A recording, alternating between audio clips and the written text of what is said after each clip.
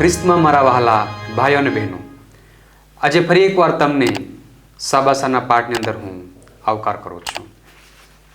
આજ હું પાસ્ટર રવિન્દ્ર ગામિત તમને 2026ના પ્રથમ ત્રિમાસિકની અંદર 7મા સાબાસાના પાઠની અંદર તમારો આવકાર કરું છું.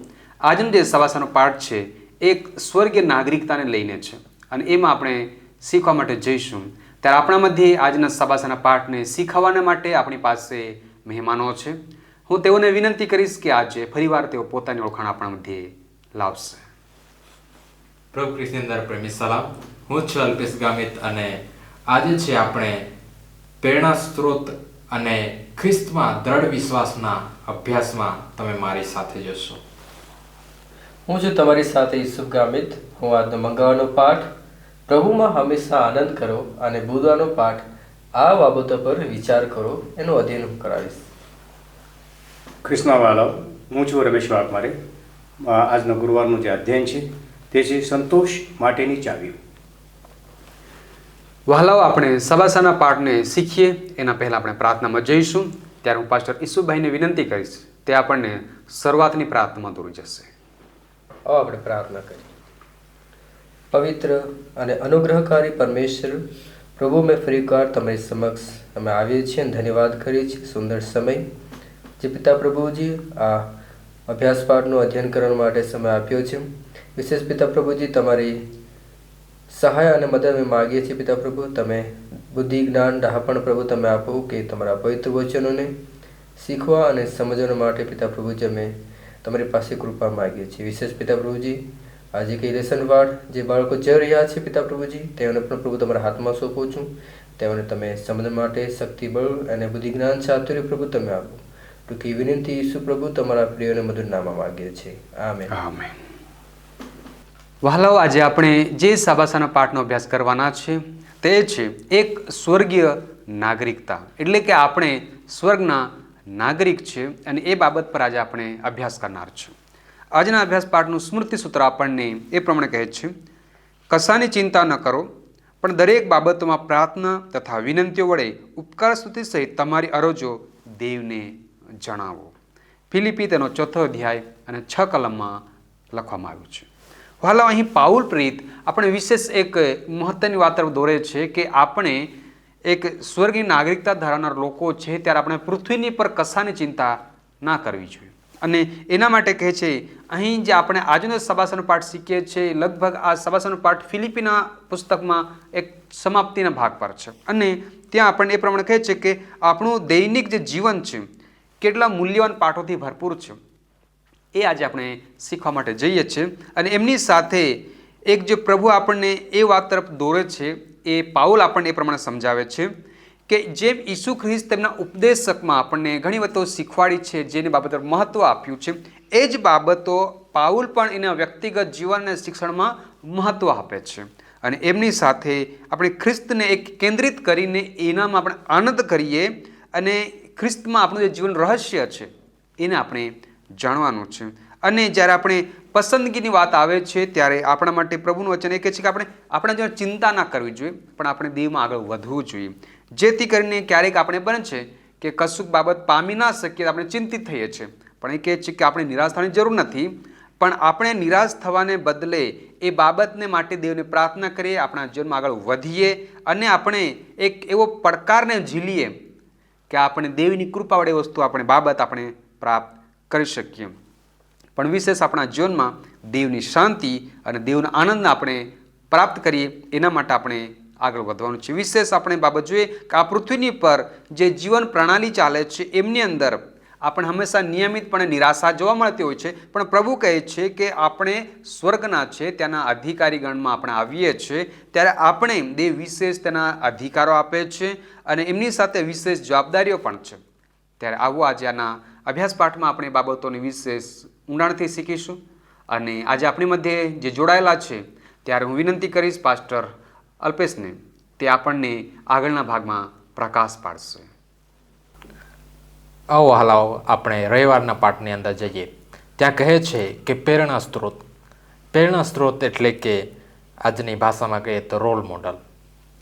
આજે આપણે બધા કોઈકને અનુસરીએ છીએ ખાસ કરીને બાળકોની વાત કરીએ છીએ ત્યારે એ લોકો છે પ્રથમ જીવનની અંદર છે એના માતા પિતાનું અનુકલન કરે છે, એટલે કે રોલ મોડલ માને છે, પ્રેરણા સ્ત્રોત માને છે.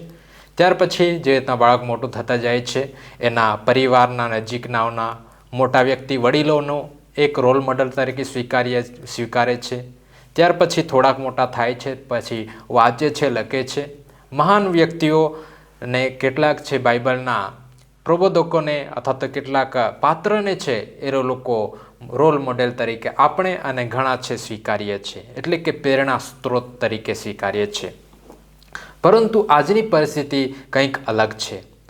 આજે આપણે જોઈએ છીએ કે આજના જે સોશિયલ મીડિયાનો જમાનો છે, ઇન્ટરનેટનો જમાનો છે, આપણે જે કેટલીક બાબતો છે જે ખરાબ રોલ મોડલ છે, પ્રેરણા સ્ત્રોત છે, એનાથી દૂર રહી શકતા નથી. આપણે જ્યારે ક્લિક બેટમાં જઈએ છીએ, એટલે કે આપણે કોઈક લિંક આવે છે એના પર ક્લિક કરીએ છીએ, એની અંદર છે શું આવે છે, સેલિબ્રિટીના ખરાબ વર્તન વિશે આવે છે, સેલિબ્રિટીના અનૈતિક જીવન વિશે આવે છે, ઘણી ખરાબ બાબતો પણ આવે છે, એક આંગળીના ટેરવે આવે છે. અને આને આપણે દૂર કરી શકતા નથી. પરંતુ એ ખાસ અહીં બતાવે છે કે આજની દુનિયા છે એ ખૂબ જ એવું બતાવવા માંગે છે કે આજનું જીવન છે એ ગ્લેમરસવાળી છે, મોજશોખવાળી છે, ફક્ત ખાવાનું અને પીવાનું છે, આવી રીતના આ દુનિયા બતાવે છે. પરંતુ પાઉલ પ્રેરિત આપણને કહે છે કે તે સમયમાં ભલે ઇન્ટરનેટ કે આ સોશિયલ મીડિયા ન હતું, પણ પરિસ્થિતિ અને સમસ્યા તેવી જ હતી. અને તે સમયમાં પણ દુનિયા છે, જગત છે એ ભ્રષ્ટ હતી, અનૈતિકતા ત્યારે પણ હતી. અને ફિલિપી તેનો 3 અધ્યાય 17મી કલમની અંદર જઈએ છીએ, ત્યાં આપણને જોવા મળે છે પાઉલ કહે છે કે મારું અનુકરણ કરનારા થાવ. અહીં પાઉલ છે કંઈક અભિમાન નથી કરતા, પરંતુ એક જવાબદારી લે છે. અને એ શું કહે છે કે જેઓ મારી જેમ અને ખ્રિસ્તમાં ચાલવા માંગે છે તેઓ ધ્યાનથી જુએ, ધ્યાનથી તપાસે અને એને અનુસરે. અને આપણે આ 6 પાઠની અંદર અભ્યાસ કર્યો છે. આપણે જરૂર છે પાઉલને અનુસરણ કરીશું, કારણ કે એ ખ્રિસ્ત સાથે જીવ્યા છે. અને આજે બીજી બાજુ એક ચિત્ર આપણને એ જોવા મળે છે કે ખ્રિસ્ત એક પાઉલ છે બીજું કહે છે કે ખ્રિસ્તના વધસ્તંભના શત્રુઓ કહે છે. એ શત્રુઓ કોણ છે? પાઉલ એના માટે ગુસ્સો નથી થતા, પરંતુ રડીને પ્રાર્થના કરે છે, એ લોકો માટે દયા કરે છે. એ લોકો કોણ છે? એ લોકો એ છે જે પૃથ્વીની વાસનાઓ પર મન લગાડે છે, પૃથ્વીની બાબતો પર મન લગાડે છે. એ લોકોનો અંત થનાર છે, એ માટે એ લોકો પર દયા આવે છે. આજે આ પૃથ્વીને ના મન પર લગાવીએ છીએ, પૃથ્વીના જગતના જે વાનવ છે એના પર આજે મન લગાવે છે, એ લોકો માટે એક બાબત પાઉલ પ્રેરિત કરે છે, જે સોમવારના પાઠની અંદર આપણને જોવા મળે છે કે આપણું આ જગતનું વતન નથી, પરંતુ શું આપણું નાગરિકતા તો સ્વર્ગમાં છે. ફિલિપી તેનો 3 અધ્યાય અને 20મી કલમ આપણને જણાવે છે. આનો અર્થ શું થાય છે? ભલે આપણે આ દુનિયામાં રહીએ છીએ, નોકરી ધંધો કરીએ છીએ, આ દુનિયાના આ જગતના આ દેશના નિયમ પાળીએ છીએ, આપણું ઘર છે ત્યાં આપણે એક ઘરવેરો ભરીએ છીએ, રજિસ્ટ્રેશન કરીએ છીએ, દરેક પ્રકારની બાબતો કરીએ છીએ, પરંતુ આપણી નાગરિકતા અહીંયાની છે, અહીંયાની નથી. પરંતુ આપણી તારનાર જે ખ્રિસ્ત આપણને તારનાર છે અને જે આપણા માટે જગ્યા તૈયાર કરવા ગયો છે, એ જગ્યાના આપણે વારસદાર છે. અને પ્રભુ જ્યારે આવશે ત્યારે એ આપણું જે આ શરીર છે એનું રૂપાંતરણ પણ કરનાર છે. આ શરીર કેવું છે? આ શરીર નિસ્વર છે. આ શરીર જે બીમાર પડે છે, આ શરીર જે વૃદ્ધ થતું જાય છે અને આ છેવટે મૃત્યુ પામે છે. પાઉલ એને દિનહીનતા કહે છે, એટલે કે હંબલી અને લોવલી શરીર કહે છે. આ શરીર છે એ નાશવંત છે, પરંતુ પરમેશ્વર જ્યારે આવશે ત્યારે એ શું આપનાર છે? જેવી રીતે ઈસુ ખ્રિસ્ત મૃત્યુ પામ્યા અને મહિમા વન સાથે એના શરીર સાથે સજીવન થયા, તેમજ આપણે પણ છે એક શરીર મળશે જે ક્યારેય બીમાર થશે નહીં, ક્યારેક પીડા નહીં અનુભવશે, પરંતુ ક્યારેય પણ મૃત્યુ નહીં અનુભવશે, પરંતુ અનંતકાલિકનું જીવન હશે. અને એક નાસ્તિક લેખક છે, એના પુસ્તકમાં લ્યુક ફેરી નામનો વ્યક્તિ છે, એ પણ ઉલ્લેખ કરે છે કે જે ખ્રિસ્ત પર વિશ્વાસ કરે છે એ ફક્ત મૃત્યુના ડર ઓછો નથી કરતો, પરંતુ ખ્રિસ્તી બાબત છે એ મૃત્યુ પર વિજય પમાડે છે, અને ખ્રિસ્ત એ આપણા માટે કરે છે. તો વહાલા ભાઈઓ અને બહેનો, આપણે જે પ્રભુ જે આપણા માટે વિશ્વાસ આપી ગયો છે કે એ આવનાર છે અને આપણને એક અનંત જીવનની આશા આપનાર છે, એના પર વિશ્વાસ કરીએ. આ વચન થકી દેવ દરેકને આશીષ આપે. આમેન. વહાલો, આપણે પાસ્ટર અલ્પેશભાઈના માધ્યમથી સુંદર બાબતો શીખ્યા છે અને આપણને અહીં પ્રભુનું વચન વિશેષ એ સમજાવે છે કે આપણા જીવનમાં પ્રેરણા સ્ત્રોત કોણ છે. અને આપણે એ શીખ્યા છે કે ખ્રિસ્ત હોવો જોઈએ અને એ પ્રેરણા સ્ત્રોત લઈને એનામાં આપણે વિશ્વાસ દાખવવાનો છે. આવો આપણે આગલા ભાગમાં વધીશું. પાસ્ટર ઈસુભાઈ આપણને આગલા ભાગમાં પ્રકાશ પાડશે. આવો આપણે આ સમય મંગળવારનો પાઠ જે આપણને કહે છે કે પ્રભુની અંદર સદા હંમેશા આનંદ કરો. એક સ્વર્ગીય નાગરિક તરીકે આપણે પ્રભુની અંદર સદા હંમેશા આપણે આનંદ કરવો છે. અને અહીં મંગળવારના પાઠની અંદર ફિલિપી તેનો 4 અને 4:7 અંદર કહેવામાં છે કે આપણે કઈ રીતે ઈશ્વરની શાંતિ અનુભવી શકીએ છીએ. આપણે કઈ રીતે પ્રભુની જે શાંતિ છે એ અનુભવી શકીએ. પૌલ તેમના વિશ્વાસીઓને કહે છે, પૌલ વિશ્વાસીઓને જણાવે છે કે તેઓએ એકતામાં રહેવું જોઈએ અને દરેક પરિસ્થિતિની અંદર પ્રભુમાં આનંદ કરવો છે. અને બીજી બાબત કે સુંદર મહત્વની બાબત અહીંયા જણાવવામાં આવે છે કે આપણે વધારે ચિંતા ના કરવી જોઈએ. એક વિશ્વાસી તરીકે, એક સ્વર્ગીય નાગરિક તરીકે આપણે વધારે ચિંતા કરવાની જરૂર નથી. હાલો, આપણે ઘણી બાબતમાં આપણે વધારે ચિંતા કરતા હોઈએ છીએ, જે આપણને ખબર પડે છે કે એ ચિંતા એટલી મોટી ન હતી, એ બાબત એટલી મોટી ન હતી, પણ અમે ચિંતા કરતા હતા. અને પ્રભુ ઈસુ ખ્રિસ્તે પણ આપણને શીખવ્યું છે કે ચિંતા ના કરો. અને પિતર પણ આપણને કહે છે કે તમારી બધી ચિંતાઓ પ્રભુને સોંપો, કારણ કે એ તમારું ધ્યાન રાખે છે. કેવી સુંદર બાબત આપણને જણાવવામાં આવી છે કે સ્વર્ગીય નાગરિક તરીકે આપણે ચિંતા કરવાની જરૂર નથી, પરંતુ સઘળી બાબતની અંદર એને આભાર માનવાનું છે અને આપણું સઘળી જે ચિંતાઓ છે એ પ્રભુને આપણે સોંપીએ. હા વહાલો, આપણા દરેકના જીવનની અંદર મુશ્કેલીઓ આવે છે, પણ એ મુશ્કેલીઓ આપણને આશા વધારે છે. આ દુનિયાની અંદર વધતી જતી મુશ્કેલીઓ આપણને એ ડરાવવા માટે નથી હોતી, પરંતુ એ યાદ આપવા માટે છે કે પ્રભુનું આગમન નજદીક છે. જેટલી જેટલી મુશ્કેલીઓ વધશે એ પ્રતિ બાઇબલના વચનો આપણને જણાવે છે કે પ્રભુનું આગમન જે છે એ ઘણું જ નજદીક છે. અને આ બાબત આપણા આશાના માટે છે, આ જગતની અંદર આશા માટે છે વાલો. પરંતુ એક બાબત અહીં કહેવા માગું છું, જે ચિંતા, જે ડર આપણે જે રાખીએ છીએ એનો એક જ ઉપાય છે પ્રાર્થના. પ્રાર્થના દરેક બાબત માટેનો એક ઉત્તમ ઉપાય છે. જે આપણે ચિંતા કરીએ છીએ, જે ભય આપણે કરીએ છીએ, એ સૌથી સારો ઉપાય છે પ્રાર્થના. આપણે દરેક બાબતની અંદર આપણે પ્રાર્થના કરવી જોઈએ. વિશ્વાસ સાથે પ્રાર્થના કરવાનું બાઇબલનું વચન આપણને જણાવે છે કે આભાર સાથે આપણે પ્રાર્થના કરીએ અને આપણે એ વિશ્વાસ કરીએ કે પ્રભુએ આપણી પ્રાર્થના સાંભળી છે અને ગંભીર અને તાત્કાલિક જરૂર હોય ત્યારે પણ આપણે પ્રભુને જ પ્રાર્થના કરીએ અને પ્રભુ પર વિશ્વાસ રાખીને આપણે પ્રાર્થના કરીએ. જ્યારે આપણે કે આ માનીએ છીએ કે પ્રભુ આપણી પ્રાર્થના સાંભળે છે અને એની ઈચ્છા મુજબ આપણને આપણા પ્રાર્થનાના ઉત્તરો જ્યારે આપણને આપે છે, ત્યારે આપણને આત્મિક શાંતિ આપણને મળે છે. કેમ કે દરેક બાબતો આ સંસારની અંદર પ્રભુના હાથમાં છે વાલો. એ પ્રભુની શાંતિ શું છે? બાઇબલના વચનો કહે છે કે દુનિયા જે શાંતિ આપે છે તેવી શાંતિ પ્રભુ ઈસુ ખ્રિસ્ત નથી આપતા. પ્રભુ ઈસુ ખ્રિસ્ત દ્વારા મળેલા ઉદ્ધારની ખાતરીમાંથી આપણને શાંતિ મળે છે અને તે આપણા જીવનના દરેક ક્ષેત્રને, દરેક બાબતને સ્પર્શે છે. અને એ જે શાંતિ છે એ આ દુનિયાના સમજથી પરે છે. વહાલાઓ, આપણી સમજ દ્વારા, આપણી બુદ્ધિ દ્વારા જે છે આ જગતની જે પ્રભુ શાંતિ આપવા માગે છે એ આપણે સમજી શકતા નથી.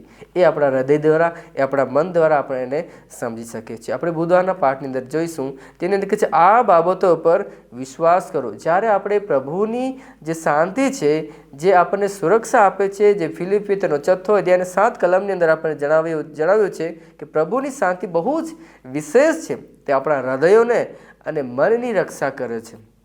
અને જેમ એક સૈનિક આ શહેરને બચાવે છે, એ જ રીતે પ્રભુ ઈસુ ખ્રિસ્ત ઉપર આશા અને વિશ્વાસ રાખનારાઓને માટે પ્રભુ એ આપણના હૃદયોને રક્ષા આપે છે અને અંદરથી આપણને રક્ષા પૂરી પાડે છે. જ્યારે આપણે પ્રભુની ઈચ્છા મુજબ જીવવાથી જ શાંતિ મળે છે. જ્યારે આપણે એની ઈચ્છા મુજબ જીવીએ છીએ એ આપણને શાંતિ આપે છે. વહાલાઓ, જે મહાન શાંતિ આપણને મળે છે તે જે લોકોને મહાન શાંતિ મળે છે તેઓ સહેલાઈથી દુઃખી થતા નથી.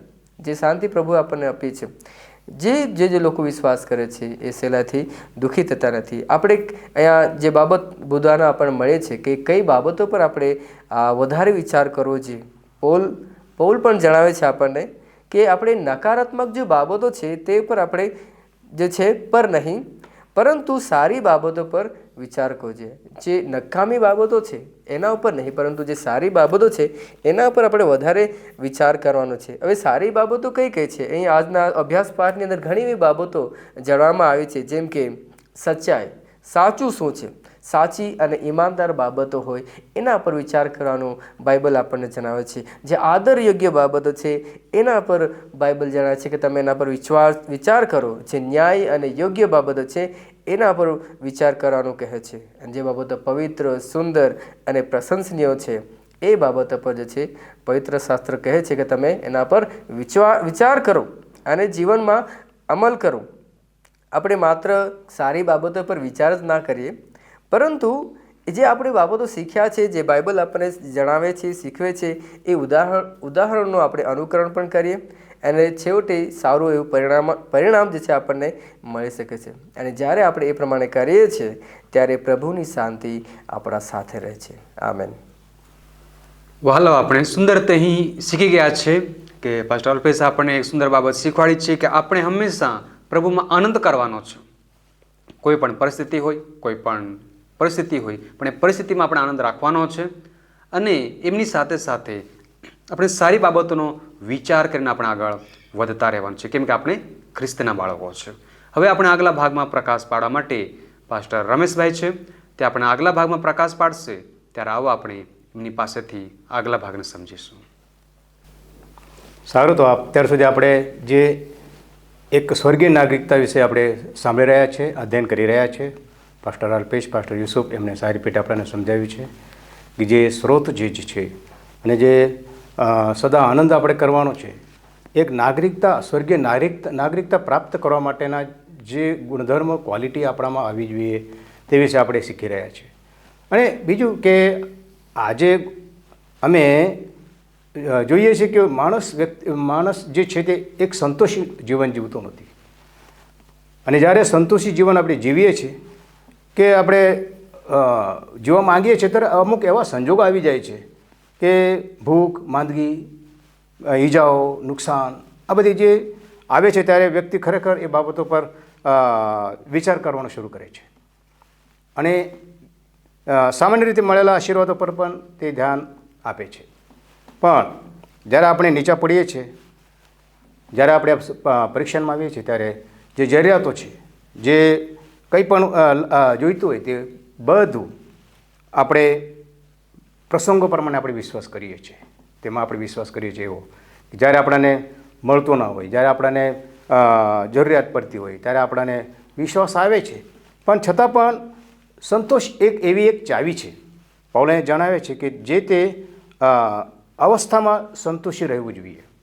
જો ચોથો અધ્યાય, ફિલિપીના ચોથો અધ્યાયમાં 10 વચનમાં કહે છે તે મારા વિશેના તમારી ચિંતા આખરે ફરીથી તાજી થઈ છે.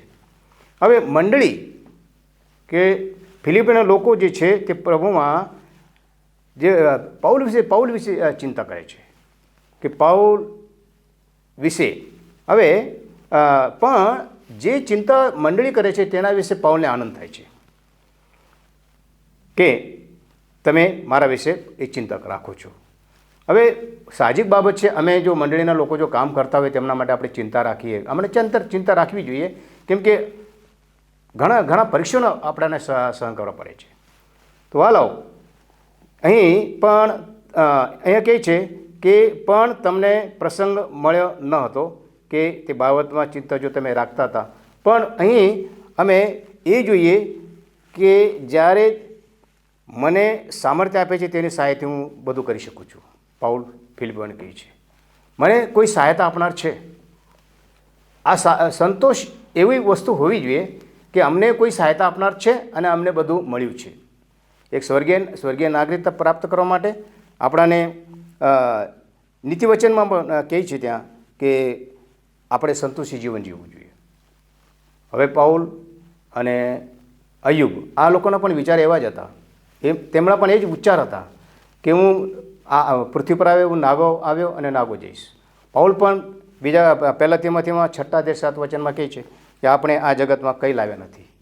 તો આ બાબત જ્યારે આપણે ધરીએ છીએ અને ખરેખર જો આપણે લાવ્યા નથી તો આપણું એવું સમજવું જોઈએ આપણે કે ખરેખર આપણી નાગરિકતા સ્વર્ગમાં છે, એટલા માટે જ આપણે અહીં કંઈ પણ વસાવી શકતા નથી કે આપણે વસવાનું રહેતું નથી. ઘણા વચનો છે અહીંયા, પણ આપણે દેવની ઈચ્છાને આપણે અનુસરવું જોઈએ મુખ્ય બાબત. પણ ઘણી વખત આપણે તેમની ઈચ્છા જાણીએ છીએ. જ્યારે આપણા પાસે આપણી પર મુસીબત આવે છે ત્યારે આપણે પ્રભુની ઈચ્છા આપણે જાણવી જોઈએ. તેમ છતાં જો અમે તે જાણતા નથી તો યાકોબ 4 જે કહે છે કે તમારી પાસે કંઈ નથી કેમ કે તમે માગતા નથી. હવે અમે શું માગીએ? જો અમારી જરૂરિયાત પ્રમાણે અમે માગીએ તો એ અલગ બાબત છે. પણ વિશેષ કરીને અહીં થોડાક મુદ્દાઓ આપેલા છે. કોઈ વ્યક્તિ કેટલીક બાબતો આપણે જ્યારે વિશ્વાસપૂર્વક માગીએ છીએ તો આપણે જાણીએ છીએ કે તે પ્રભુની ઈચ્છા પ્રમાણે હોવી જોઈએ. હવે પ્રભુની ઈચ્છા શું છે? અમારે જો સ્વર્ગીય નાગરિકતા પ્રાપ્ત કરવી હોય, સ્વર્ગમાં આપણી નાગરિકતા છે જ, તો અમે એ પ્રભુ માટે એ માગણી કરવી જોઈએ કે મિત્ર માટે તારણ, બીજા લોકો માટે તારણ પ્રભુ તો એમનું તો તારણ કરો. બીજું પહેલું તેમાંથી 2-3-4 આપણે વિશ્વાસ પ્રગટ કરવાની હિંમત રાખવી જોઈએ. પછી આપણે જે ખોટું બોલીએ છીએ, ખોટું કરીએ છીએ કે આપણા પર જો તહોમત મૂકે છે તેને આપણે શિક્ષામાં આપવી જોઈએ. આજ્ઞાનું પાલન કરવાની શક્તિ આપણે માગવી જોઈએ. આપણે જે લોકો આપણે ધિક્કારે છે, ખરાબ વર્તન આપણા સાથે કરે છે, તેવાની પણ આપણે તેમની સાથે પ્રેમથી આપણે રહેવું જોઈએ. આ બાબતો આપણને એક સ્વર્ગીય નાગરિકતા વિશેના સલાહ આપણને આપે છે. પ્રભુ કરે આપ સર્વને આશીર્વાદ આપે. સારું, હાલો આપણે પાસ્ટર રમેશભાઈના માધ્યમથી સુંદર બાબત આપણે શીખ્યા છે કે આ જગતની નાગરિકતા આપણી નથી, પણ આ જગતમાં રહેવા માટે આપણે સંતોષીને રહેવાનું છે અને એમની ચાવીઓ છે એ આપણે એમના થકી શીખી ગયા છે. ત્યારે આવું હું દેવ પિતાનો વિશેષ આભાર માનીશ અને સાથે મહેમાનગણનો આભાર માનીશ કે તે સુંદર ને સારા સરળ શબ્દમાં આપણને દેવનું વચન પીરસ્યું છે. ત્યારે હું તેઓનો વિશેષ ફરીવાર આભાર માનીશ. અને એમની સાથે તમે જ્યારે આ સબાસાના પાઠનો વિડીયો જોઈ રહ્યા છો ત્યારે હું તમ દરેકનો પણ આભાર માનું છું. અને એમની સાથે હું તમ દરેકને વિનંતી કરીશ કે જ્યારે તમે જોઈ રહ્યા છો ત્યારે તમે વિશેષ આ વિડીયોને તમે વિશેષ લાઈક કરો, એમની સાથે આ ચેનલને તમે સબસ્ક્રાઈબ કરો અને બેલ આઇકનને તમે દબાવવાનું ભૂલશો નહીં. અને એમની સાથે જે તમારા જે મિત્રગણ છે એને તમે શેર કરો કે જેથી કરીને એ લોકો પણ જોઈ અને એ લોકો પણ વધુ જ્ઞાનને પ્રાપ્ત કરી શકશે. આવા સમય દરમિયાન વિશે હું તમને વિનંતી કરીશ કે જો તમે કંઈ વધુ જાણવા માગો છો તો તમે ત્યાં કોમેન્ટ કરો, તે કોમેન્ટમાં લખો, અમે તેનો જવાબ તમને આપીશું. પણ તમે વધુ જાણવા માગો છો તો તમે અમને લખી શકો છો digitalwiu@gmail.com. એના પર તમે લખો, અમે તમને એનો જવાબ ચોક્કસ આપીશું. આવો આ સમય દરમિયાન આપણે આ સબાસાના પાઠને પૂર્ણ કરીએ છીએ. ત્યારે આવો આપણે પાઠને પૂર્ણ કરવા માટે છેવટની પ્રાર્થનામાં જઈશું. આપણા મધ્ય વડીલ પાસ્ટર રમેશભાઈ છે, તે આપણે છેવટની પ્રાર્થનામાં દોરી જશે. સારું, આપણે પ્રાર્થના કરીએ. પવિત્ર પવિત્ર પવિત્ર અમારા દયાળુ અને કૃપાળુ સમર્થન પ્રભુ ઈશુ, ફરી એકવાર તમારા ચરણો આગળ પ્રભુ આ અધ્યયનમાં જ્યારે અમે શીખ્યા છે, અમે જાણ્યું છે પ્રભુ ખરેખર અમારી જે નાગરિકતા છે એ સ્વર્ગમાં છે. પ્રભુ તમારું વચન કહે છે કે તું અમારો બાળક છે અને અમને કશી ખોટ પડશે નહીં. હા, ખરેખર પ્રભુ જ્યારે અમે માગીએ છીએ ત્યારે પ્રભુ તમે અમને પુષ્કળ એવા દાનો, પુષ્કળ એવા પ્રભુ પુરસ્કાર અમારા માટે સ્વર્ગમાં તમે રાખી મૂક્યા છે. તે જ પ્રાપ્ત કરવા માટે પ્રભુ, તે નાગરિકતા પ્રાપ્ત કરવા માટે પ્રભુ અમને તમે જે વચનો આપ્યા છે અમે તમારા આભાર માનીએ છીએ. હા પ્રભુ, અમે જ્યાંની ગરજ છે તે દરેક બાબત તમે જાણો છો, માટે અમે એ જ જાણીએ, એ જ માનીએ કે અમે ખરેખર સ્વર્ગીય નાગરિકતા માટે શું અમે માગીએ તે જ અમે માગવું જોઈએ. એવી જે અમને આજે જ્ઞાન પૂરું પાડ્યું છે, એવું જે વચનો જે અમને આપ્યા છે તે બદલ પણ અમે તમારા આભાર માનીએ છીએ. અને આ સભાશાળા ચલાવનાર, અધ્યયન આપનાર દરેકને પ્રભુ તમે આશીષ આપજો. સાંભળનારાઓ દરેકના માટે પ્રભુ અમે પ્રાર્થના કરીએ છીએ, દરેકને એવી રીતે સ્વર્ગીય નાગરિકતા પ્રાપ્ત કરવા માટે, દરેક વચનનો પ્રભુ સ્વીકાર કરવા માટે તમે તેમને મદદ કરો. આ નાની વિનંતી અમારા ઉદ્ધાર કરતા પ્રભુ ઈસુના પ્રેમીને મધુરના માગીએ છીએ. આમેન. વહાલાઓ, આ જ રીતે આપણે સવાસના પાઠને પૂર્ણ કરીએ છીએ. આવતા સબાતના પાઠમાં ફરીવાર મળીશું. ત્યાં સુધી પ્રભુ તમ દરેકને તેના આશીર્વાદથી ભરપૂર રાખે અને તેની શાંતિ તમ દરેક પર બનાવી રાખશે. આમેન.